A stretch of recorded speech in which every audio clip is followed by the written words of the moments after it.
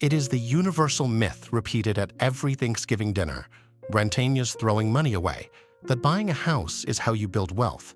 So you do everything right. You put your head down, work hard, and finally scrape together a $30,000 to $40,000 down payment for your very first starter home. The logic of owning property sounds airtight, but the real estate industry built this narrative on a massive conflict of interest. What if that property isn't your ticket to the middle class?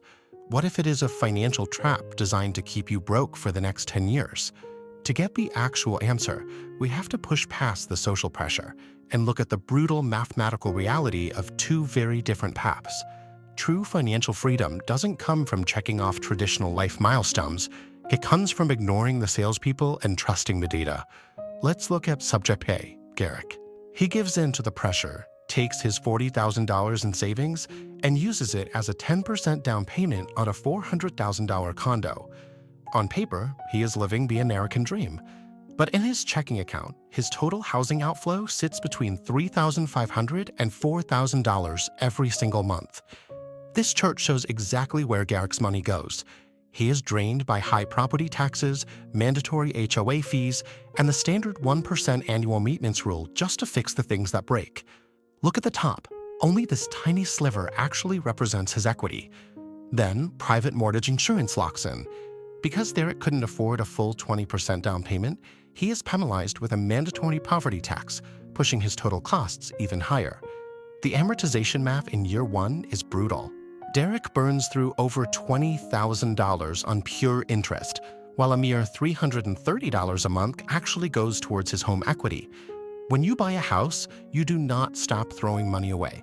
You simply redirect those thrown away dollars towards banks and municipalities, where they are much harder to see. Now let's look at subject B, Marcus.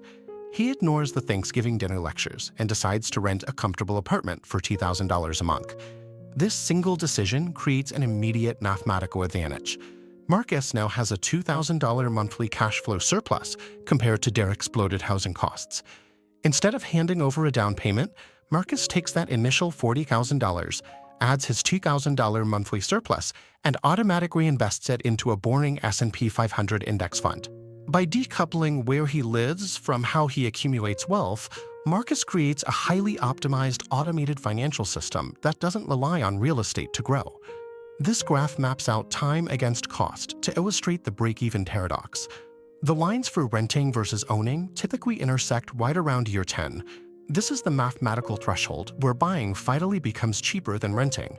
But Derek bought a starter home. He never intended to stay for 15 years. When he gets married, has kids, or lands a new job, his timeline slams down at year 4, well before those lines ever intersect. When Derek sells early, he faces a massive exit penalty.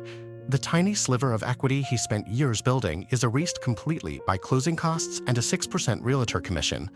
During this entire short-term transaction, the real estate agents, the mortgage brokers, and the banks are the only entities walking away with a guaranteed profit. The starter home is not a stepping stone to wealth. It is a massive premium you pay purely for the social status of calling yourself a homeowner. Let's fast forward 30 years and look at the final compounded results of Derek's property trap versus Marcus's liquid investments. This scale visualizes the outcome. By investing his initial capital and monthly savings at a conservative 7% return, Marcus's side lifts up, revealing roughly $2.4 million in liquid wealth. Derek's side is heavily weighed down. He has bled hundreds of thousands of dollars into illiquid, trapped expenses, constantly restarting his amortization clock every time he moves to a new house. Keep in mind, absolutely no one in the financial industry earns a commission when you choose to rent an affordable apartment and quietly buy index funds. True wealth isn't taking on a massive mortgage to impress your neighbors. True wealth is possessing liquidity, financial options, and absolute freedom. You can stop feeling guilty about renting your home. Embrace the freedom of avoiding endless maintenance costs. Let your compounding interests do the heavy lifting and build your silent fortune.